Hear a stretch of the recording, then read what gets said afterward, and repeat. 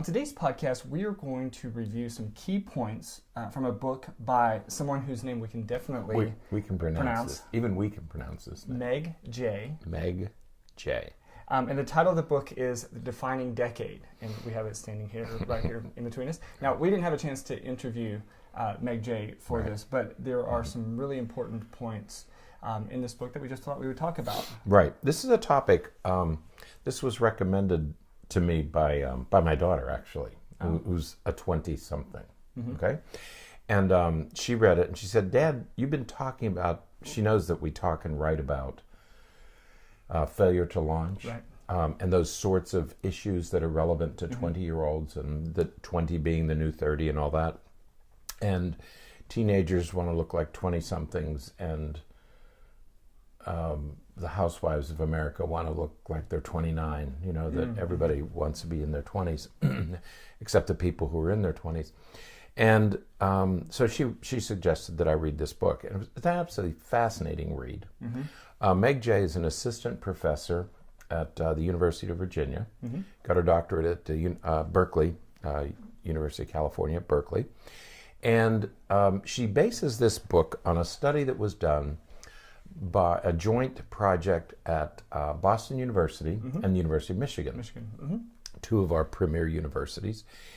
And it was a fascinating study. What they did is they interviewed prominent individuals, prominent Americans, and what they wanted to know was, to what did you attribute your success? Right. And one of the surprising findings was that most of what most of the interviewees said was that most of the important decisions, consequences, the most consequential things in their lives began in their 20s. It was what they did in their 20s that led to later success. Right.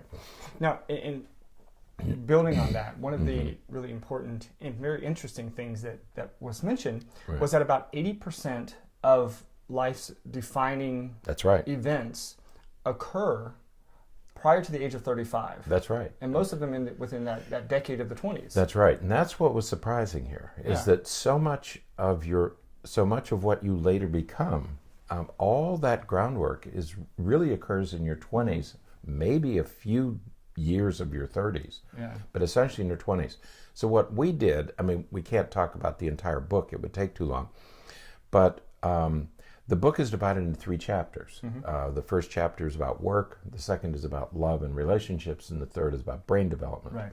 3 sections. Right. Yeah. But the recurring theme in the book is you need to make a commitment.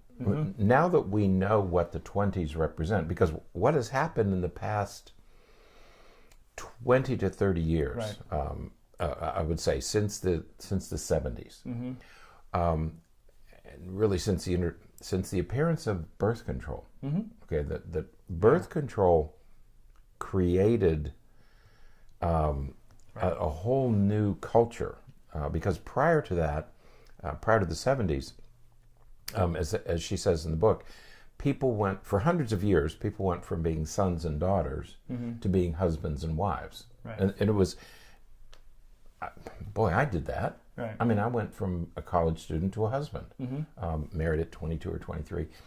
And that's what most people did. Okay. With the introduction of the pill, women went into the workplace, and suddenly the 20-somethings, and it wasn't just because of the pill, the 20-somethings became what she calls the Odyssey years, okay? That you can use the 20s for other things. Right. What the book is about is you don't have those years. Right. That really doesn't exist. And so what we're going to do in this podcast is, let's talk about the 20s and what we should be doing and some of the myths, and then go in and talk about the 30s. So we'll talk about the 20s first. Right. Okay. And as you said, 80% of everything and that's probably true. I mean, it's true for you, isn't it? Yeah, if you think about it, you graduate high school at 18, 19, so that's pretty close to your 20s. If you're going to college, you're finishing college in your early 20s. If you go straight from high school to work, you're starting your career, you're starting your work in your 20s. even if you go to college, you're going to be starting your career in your 20s. That's right. I think there was a statistic that she mentioned. Most of your wages, your fastest wage increases occur in your 20s. Yeah, we always, when you talk to 20-somethings, I say, well, I'm going to be making a 6-figure salary by the time I'm in my 30s. Right.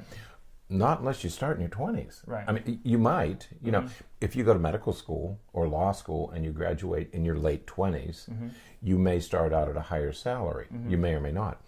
But the biggest salary increases, where you take those biggest leaps, are going to occur in your 20s. Yeah. And that's when you build the capital, personal capital, that you need for those substantial. You're going to start at minimum wage. Right. In fact, you're going to do the entry-level job today is an unpaid internship. Right. Yeah. You're going to have to do some 6 months or 3 months or some maybe a year. I mean, in our field, some people do a year-long unpaid internship. Right. That's the entry-level job. Right. And you better get that out of the way early, because you don't want to be doing an unpaid internship in your 30s. Right. Right. Because the other important things that tend to happen in our 20s is we get married. We start having children. Right. The women's fertility tends to peak in their mid to late 20s. That's right. And so certainly by their 30s, most women, and there's some of those statistics are starting to change because of what you were talking about earlier, especially with women entering the professional workforce. Right. Really taking over higher education. Women are entering college and graduate schools and professional schools at a much faster rate than men. And but because of that, many women are having children a little bit later in life. But by and large, by the end of your 20s, most people are starting to have kids and families. But the biology of it, and you can't trick biology. You and I have both done work in teenage pregnancy. Right. Followed preterm infants and teenage mothers, and although conception is possible when you're 12 or 13 or 14 with the onset event, we want the female body isn't really ready until girls are in their late teens. I mean, that's at the earliest. Right. So there's much that's going on in a young girl's body. Yes, conception is possible, but we'd like to delay it until we're into our 18, 19, 20. Okay. That's putting it lightly. Not just for educational purposes and life choices, but because the biology of it is that the structures and the processes, it takes a couple of years for them to really reach maturity. Right. So let's say that you don't want to wait until you're 18 or 19. It peaks at 28. Right. So again, it's the 20s that are the best time biologically to have. Yes, you can do it in your 30s. You can do it in your 40s. But it's a whole other set of challenges in those years. So from a biological perspective, the 20s seem to be the best. 25 to 35 seem to be the best years. And we've talked before about other biological processes. Your brain continues to develop and is really going through a lot of changes until about your mid 20s or so. And then also from a psychological perspective, it's in those early to mid 20s that your personality is really starting to gel and becomes, what it will likely be for the most of the rest of your life. Yeah, and I'm glad she mentions that because most people think that we usually say, well, personality is formed by 3 or 4 or 5. Some of your basic temperament is, but a great deal happens in high school and in your 20s. The brain doesn't finish developing until we're in our mid-20s. Okay, so it's an important period of brain development, but also personality development. And one of the things that she says is there's an advantage for you to grow up together, go through this together as partners, because by the time you get into your 30s, you're kind of set in your ways, and you become a little less flexible. Whereas if you grow together in your 20s, you really have become a couple.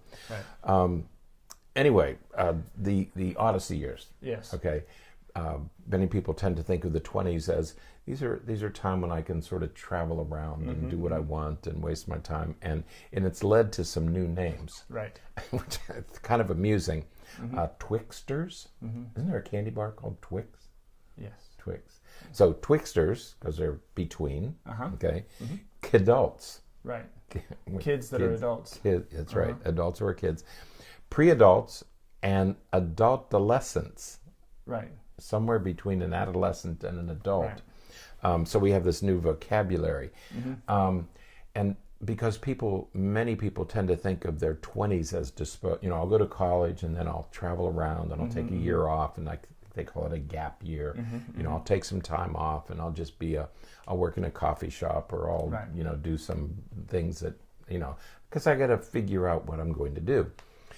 The problem is it's a slippery slope. If you don't get started when you're 22 or 23, suddenly you're 26 or 27.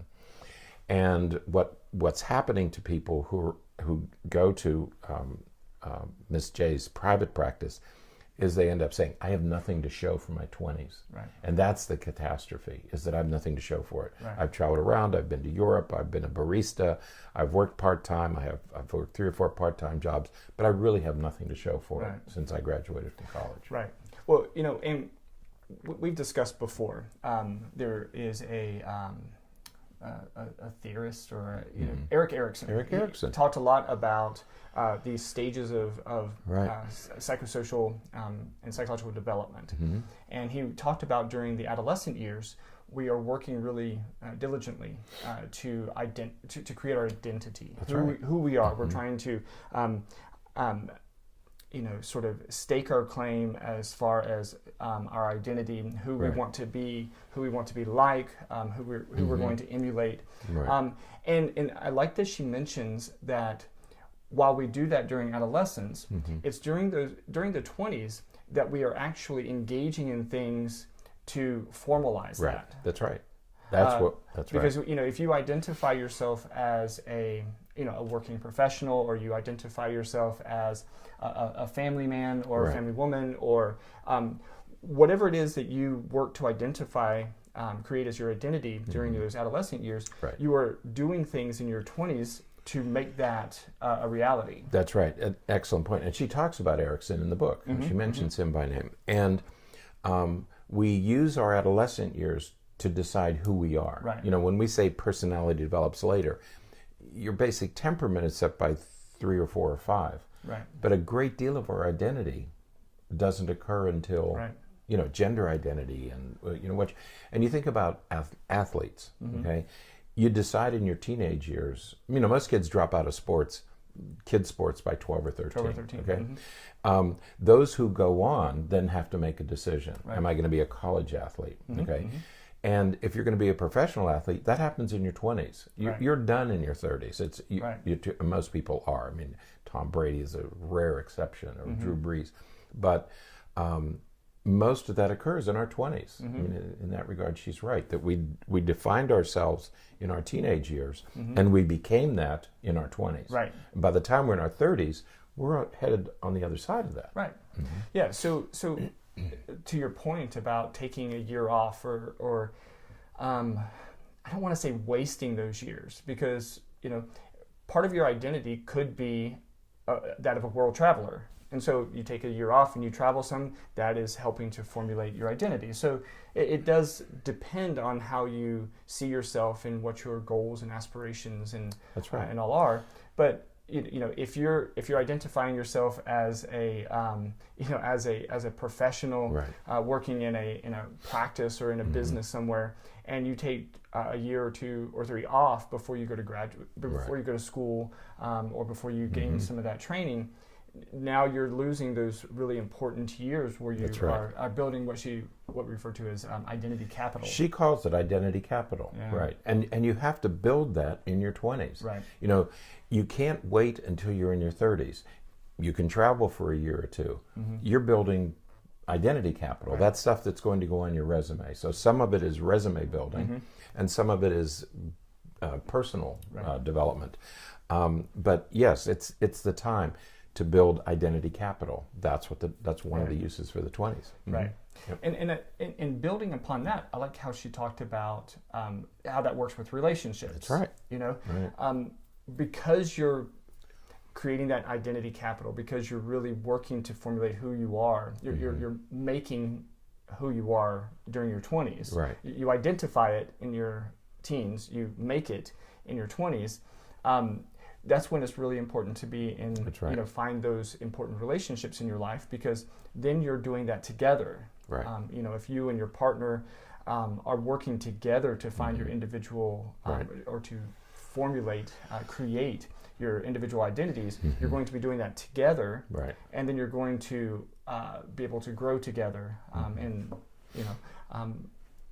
have that anticipation and that expectation and familiarity of Right. each other, during those formative years. During those 20s, when each of you is developing, Right. that personality development that she talks about. Yeah. And this is a good transition to cohabitation. Right. Okay? That's a popular way of doing things. Mhm. But when we slide through our 20s and we're not building capital and we're not making commitments, when we kind of glide through our 20s and we don't make a decision about career, we don't make a decision about a partner, or we don't make a decision about where we want to be and what we want to be doing, suddenly we're hit with the age 30 deadline. Right. Okay, and if 30 is the new 20,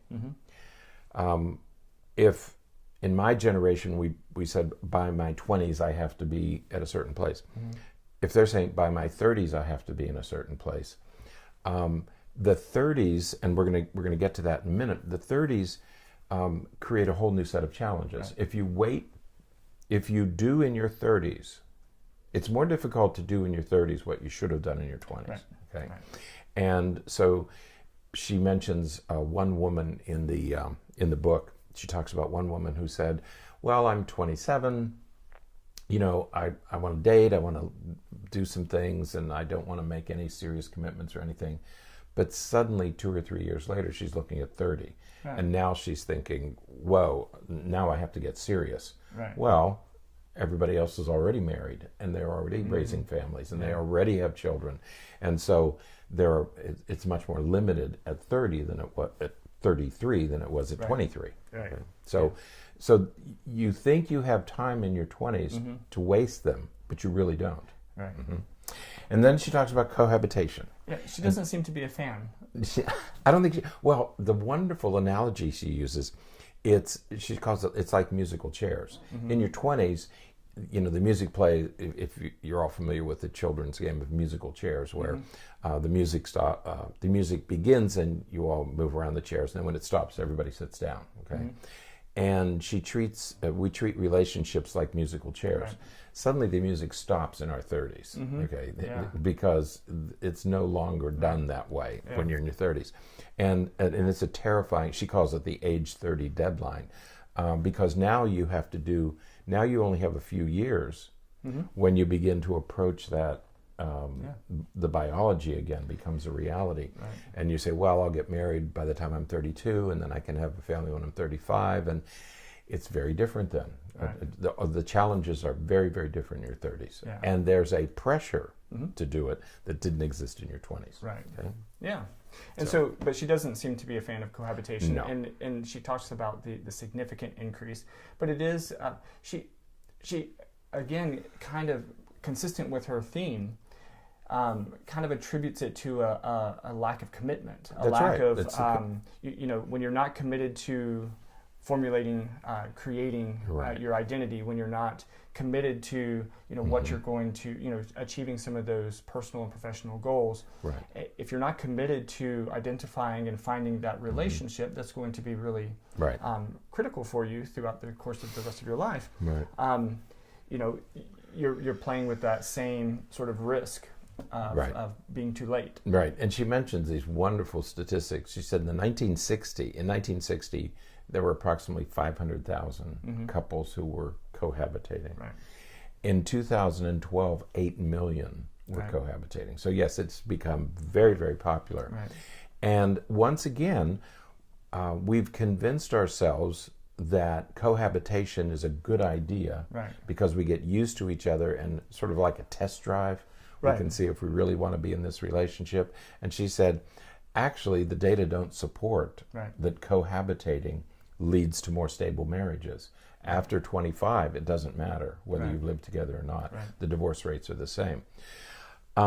She calls it sliding in. She said it's very easy to slide into a relationship.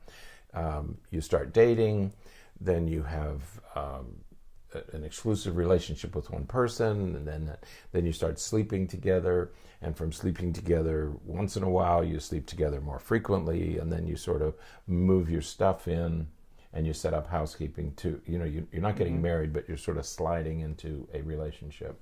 She said it's very easy to slide in, very slippery and very easy. Much more difficult to get out. Right. And she mentions one of her patients who said, I'm not leaving because I can't afford to buy my own couch. Because when you're two single people working, you have lots of disposable income. It's very easy to go out and buy stuff, furniture and utensils and everything. But then if you want to get out of the relationship, how do you divide that stuff? Right. And so you're in a little bit of a commitment. It's very, very difficult to get out. You think it's going to be easy, but in fact, it's like quicksand. You get drawn into it. Yeah, and again, she kind of attributed that to, or kind of carried that over into the nature of relationships as well. So just as it is easier to get things and to have things in that sliding in during your 20s, and how that is really easy, you get into some of these relationships that may not be the relationships that you need later on, but you're now stuck. That's right. Even without children. Right.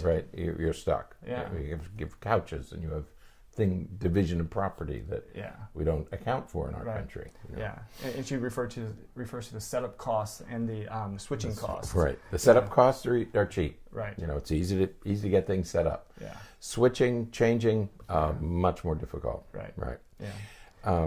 Okay. And then we move to the 30s. So if you don't use your 20s to establish career and identity and relationships, if you don't make those commitments in your 20s, then you say, well, I can do it in my 30s. Right. Maybe you can and maybe you can't. Yeah. Worth considering these things. Right.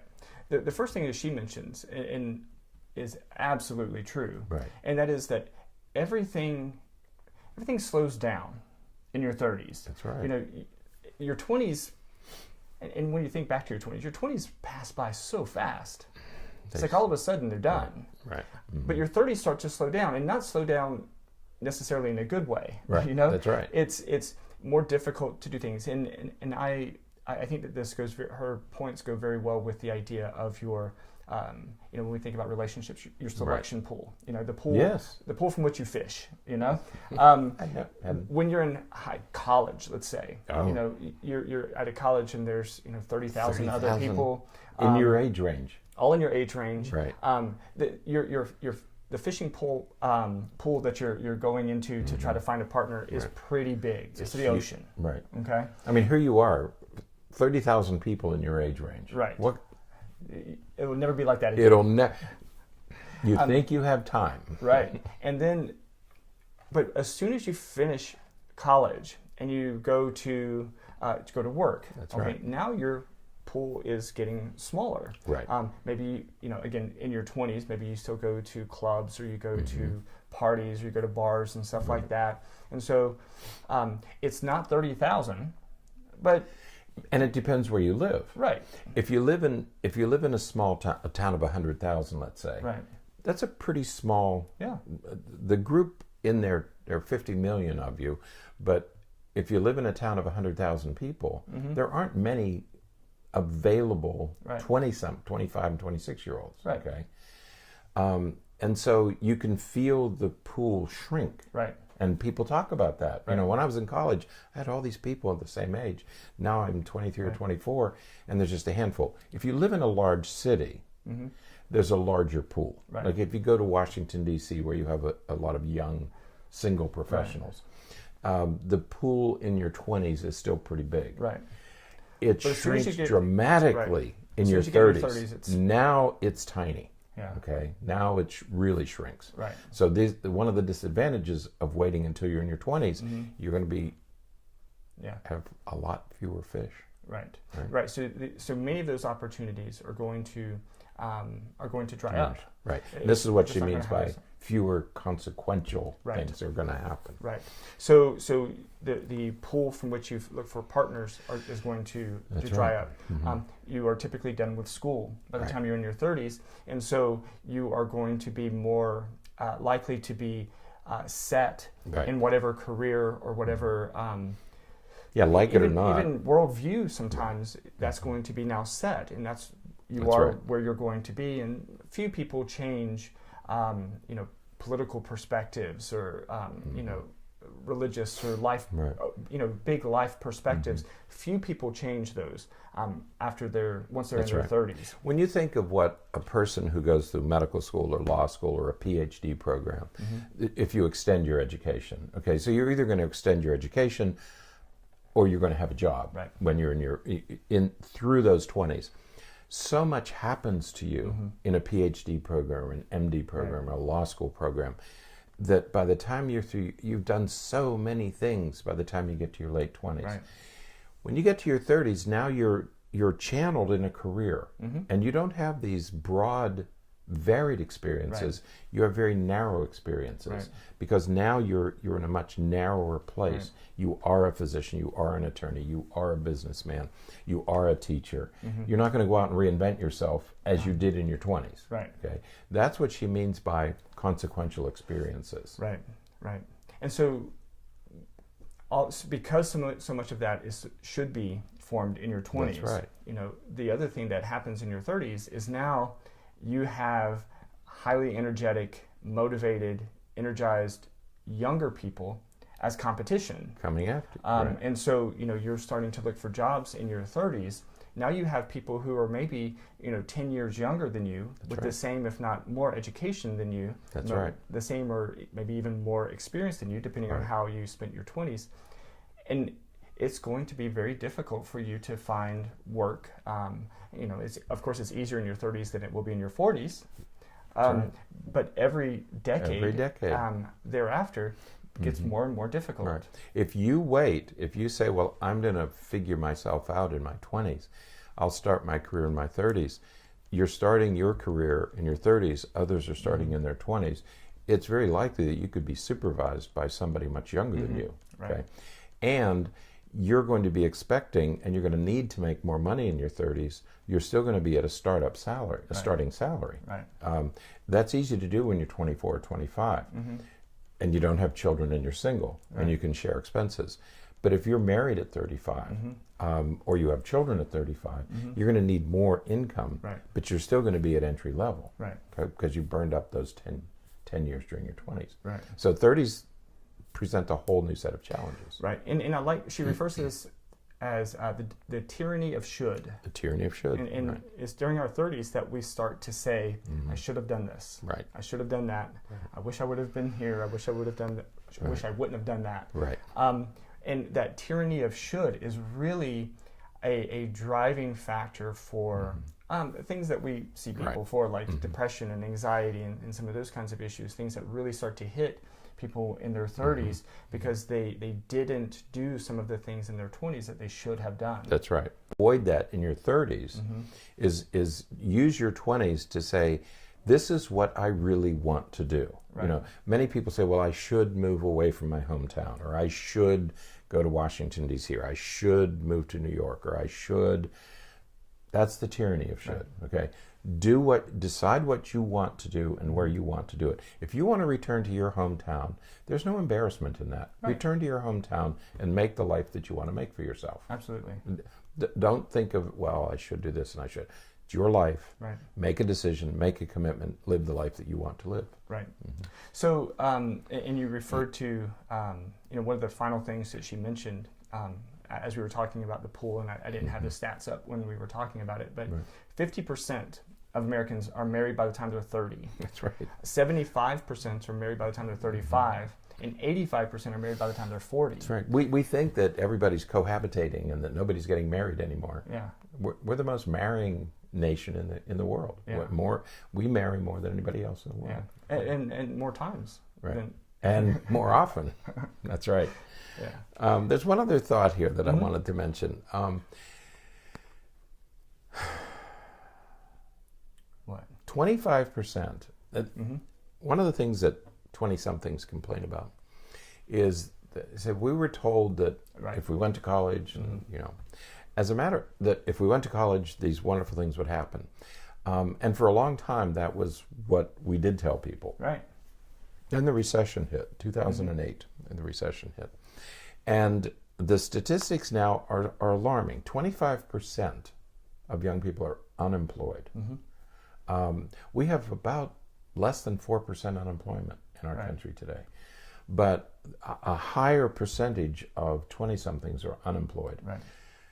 Alarmingly, 25% are underemployed. Right. They're not getting on with their careers. Right. And so that's 50% of 20-somethings. That's right. Either unemployed. 50% are either unemployed or underemployed. That's right. And those who are working are making less than their parents made. When their parents started their careers in the 1970s, they really had more disposable income because of inflation and wages and all that. Today, people who are working are making less. So 25% unemployed, 25% underemployed, and even those who are employed are really making less. Right. So you don't have time to burn up the 20s. You need to make some decisions. Is the bottom line. Yeah. So if you're a youngster, high school, college, 20-something, you may want to take a look at this book and hear the stories of other people who have been through it. Yeah. If you're a parent and you have children of any age, you and I have said to parents, you need to have your children ready at 18 to be independent because they're going to go to college and they have to be able to use these 20s. Yeah. They can't. What you owe your children is to make sure that they don't become kidults or adultolescents. Yeah. So you have obligations to get your children to that place by the time they're 18 or 19. Absolutely, absolutely. And you need to, one of the things we always tell our teens and 20-somethings is you just have to get started. It doesn't matter if it's ultimately the wrong path. You just have to get on a path. I mean, you have to do it in your 20s. You can't be making these decisions in your 30s. Right. Okay. Yeah. If you figure out at 23 that you made the wrong choice for a career, you still have time to fix that. If you're 33 and you figure out for the first time that you made the wrong decision, it's much more difficult. Right. So. And it's hard when you're in your 20s to think of, well, I can do it in my 30s or I can do it in my 40s. No. Each decade you're going to have a little less energy. Right. No matter how much you run, no matter how much you work out. Yeah.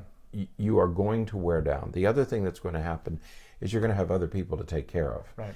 Either we talked about it last week. You're either going to have elderly parents to take care of, or you're going to have your own children to take care of, or both to take care of. And so you're going to have less energy, more responsibility. Absolutely. Okay? It's hard to imagine when you're 20, but take a look at this. There's a lot of good advice, wisdom, and take a look at it if you're raising children or if you're in your 20s. Highly recommended. Absolutely. So, all right. Well, that then is it for today. Until next time, stay happy, stay healthy, and forget to be afraid.